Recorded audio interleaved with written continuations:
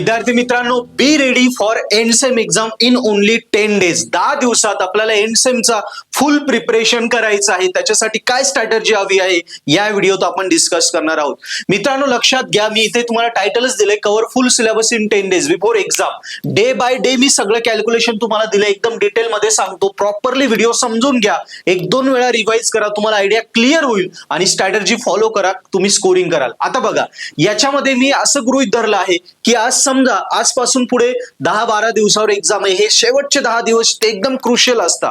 प्रत्येकाला स्कोरिंग करावं वाटतं, मग त्यांनी काय काय करायला पाहिजे. मग ऑब्विसली आजपासून 10 दिवस आहे, तर याच्या आधी किंवा कॉलेजचे 3 महिने झाले, युनिट टेस्ट झाल्या, सीसी झाल्या, इनसेम झाल्या, याच्यामध्ये तुम्ही कुठेतरी ऍटलिस्ट तुम्ही थोडाफार अभ्यास केलेला असेल. 10-20% एखादा 2 युनिट तुम्ही अभ्यास केलेला असेल, 1 युनिट किंवा 2 युनिट किंवा 1.5 युनिट अभ्यास केला असेल. आता तिथून पुढे कसं जायचं 10 दिवसात, ते मागचं पण घ्यायचंय आणि नवीन पण घ्यायचंय. या सगळ्यांचं मर्ज करून 10 दिवसात कशी स्कोरिंग करायची. ऑल सब्जेक्ट, कुणाला आता प्रत्येक सेमिस्टरला 5 सब्जेक्ट असतात ना, सो 5चे 5 सब्जेक्ट आपल्याला कसे कव्हर करायचे हे या व्हिडिओमध्ये आपण क्लिअर करणार आहे. आता लक्षात घ्या, या व्हिडिओसाठी 10 दिवसांचा पॅटर्न आहे. डेली तुम्हाला 8 तास अभ्यास करायचा आहे. सो 10-8-80 तासांचा हा पॅटर्न आहे. आता प्रत्येक विषयाला जर आपण काउंट केले 16-85, साधारणतः 16 तास प्रत्येक विषयाला आपल्याला जाता. पण ते आपल्याला सेपरेट न करता थोडी मी युनिक स्ट्रॅटेजी लावली की आपण मर्ज मध्ये स्टडी करू. आतापर्यंत मी ज्या स्ट्रॅटेजी दिली त्यात आपण सेपरेट विषय वाईज अभ्यास करायचो.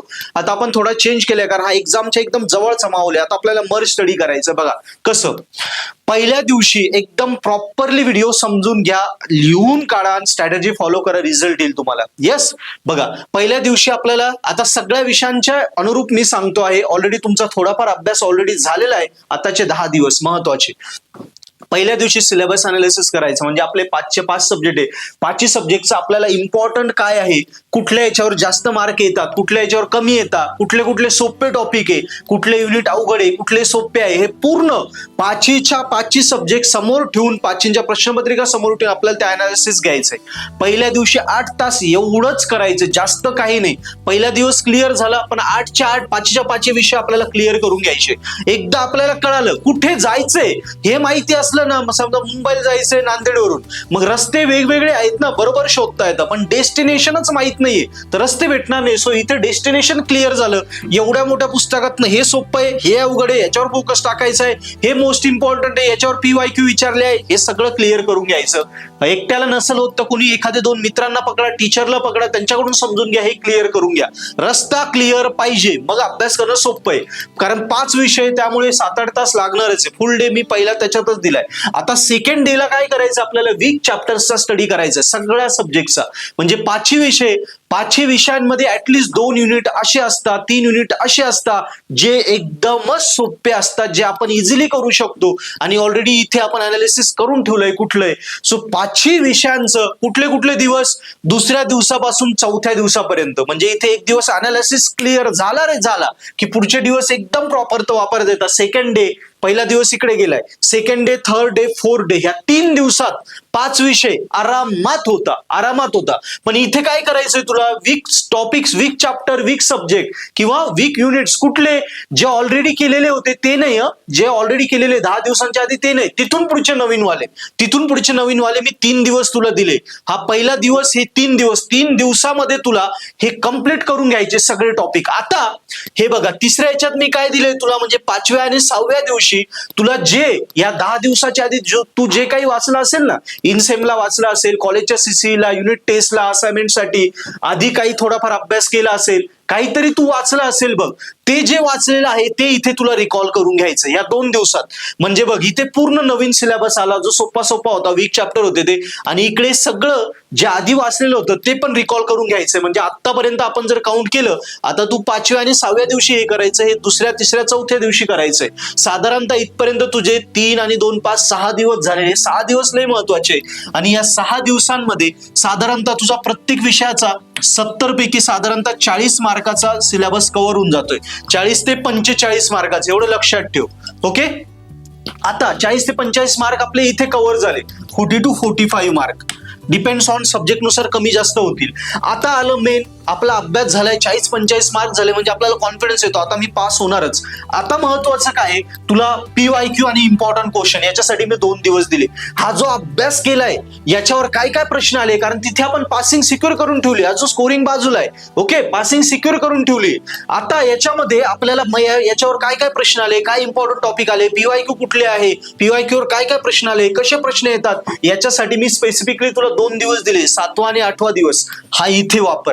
म्हणजे अभ्यास झाला, त्याच्या प्रश्नपत्रिका सोडवल्या, 8 दिवस कंप्लीट झाले, तुझा कॉन्फिडन्स एकदम टॉप लेवलला असेल, तू नक्की स्कोरिंग करशील, फेल तर होऊच शकत नाही. आला इथपर्यंत. आता आपण अभ्यास पण केला, पहिल्यांदा समजून घे, पहिल्यांदा अनालिसिस केलं होतं काय करायचं, मग नवीन सगळे सोपे सोपे करून घेतले. मागे काय केलं होतं 10 दिवसाच्या आधी ते पण रिवाइज केलं. सगळ्या 45 मार्कात जो अभ्यास आहे तो आपला, त्याचं पूर्ण प्रश्नपत्रिका IMP केले, म्हणजे फुल फ्लेज पासिंग झाली.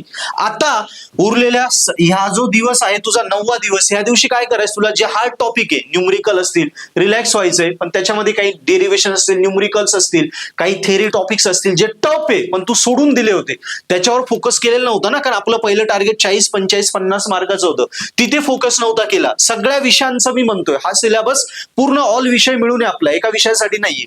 सो मग ते इथे तुला करायचे, त्यांची प्रॅक्टिस तुला इथे करून घ्यायची. म्हणजे इथे असं समज 5 ते 10 मार्क इथे तरी सिक्युअर होऊन जात आहे ना आपल्या. अजून इथे आपण 40 ते 45 मार्क सिक्युअर केले, इथे 5 ते 10 मार्क, म्हणजे बघ 10 जरी धरले तू 55 मार्कापर्यंत 10 दिवसात आरामात पेपर अटेम्प्ट करू शकतो. अशा प्रकारे तुला स्टडी हा पॅटर्न फॉलो करायचा आहे. आणि शेवटच्या दिवशी ऑब्विसली शेवटच्या 10व्या दिवशी या पूर्ण 9 दिवसाची 5ही विषयांची फटाफट रिव्हिजन करून घ्यायची. 5 विषयांची 8 तासात रिव्हिजन तुला करून घ्यायची. म्हणजे हे पूर्ण केलं, त्याची रिवाइज केलं, बाजूला ठेवून दिलं, विषय संपला, आपण शुअरली स्कोर करतो, टॉप करतो. क्लिअर मित्रांनो, हा अभ्यास या पद्धतीने करा. आणि आता समजा तुमची एक्झाम 15 डिसेंबर पासून समजा सुरू होते, तर मग 13 डिसेंबर पासून जो 15ला पेपर आहे त्याचा 2 दिवस आधी अभ्यासाला सुरुवात करा. तो पूर्ण फ्रेश स्टडी होईल, तो इथे काउंट होणार नाही. इथे ऑलरेडी त्याचा अभ्यास होऊन गेलाय, त्या 2 दिवस तुला नवी स्टडी सुरू होईल. कळालं? सो ही जबरदस्त व्हिडिओ तुला आवडली असेल, नक्की आपल्या फ्रेंड्सला सुद्धा शेअर कर. मी सांगितलेल्या स्ट्रॅटेजी 2-3 वेळा रिकॉल करून बघ, समजून घे, आणि याच पद्धतीने अभ्यास कर. तू गॅरंटेड 5-10 दिवसात एकदम एंड सेमला रेडी होशील. आणि एंड सेमला प्रिपेअर करायचंय. प्रिपेअर करण्यासाठी तुला जर स्कोरिंग करायची तर नक्की आमची मदत घे. पर्पल ॲट ऍप्लिकेशनची लिंक मी डिस्क्रिप्शन मध्ये दिली आहे. तुझ्या इंजिनिअरिंगच्या सगळ्या first year to last year सगळे पॅटर्न 19-24 सगळ्या ब्रांचेसचे, सगळ्या विषयांचे इम्पॉर्टंट जे सब्जेक्ट्स आहे त्यांचे सगळ्यांचे व्हिडिओ लेक्चर कोर्सेस मराठीमध्ये आम्ही शिकवलेले आहेत. सो आमच्या सोबत जर अभ्यास करशील तर तुझा ऑब्विसली अभ्यास 10 दिवसात होतोच आहे, पण पर्पल हॅट ॲप सोबत केला तो 10 दिवसांचा अभ्यास तुझा अजून परफेक्ट होईल. 6-7 दिवसातच कव्हर होईल. उरलेले 2-3 दिवसात तू अजून त्याला रिवाइज करू शकतो, किंवा अदर विषय असेल तर ते सुद्धा ऍड करू शकतो. म्हणजे पर्पल हॅट ॲपमुळे तुला स्वतः न करता आमची मदत भेटेल आणि तू नक्की स्कोरिंग करशील. सो नक्की ऍप्लिकेशन डाउनलोड कर. सबस्क्रिप्शन ऑफर्डेबल आहे. पूर्ण सेमिस्टर जर पॅकेज घेशील तर तुला चांगला डिस्काउंट भेटेल. खाली हेल्पलाईन नंबर आहे, तू विचारू शकतो. आणि नक्की आम्हाला कॉन्टॅक्ट कर, आमच्या सोबत अभ्यास कर, गॅरंटेड क्लिअर होशील. थँक्यू.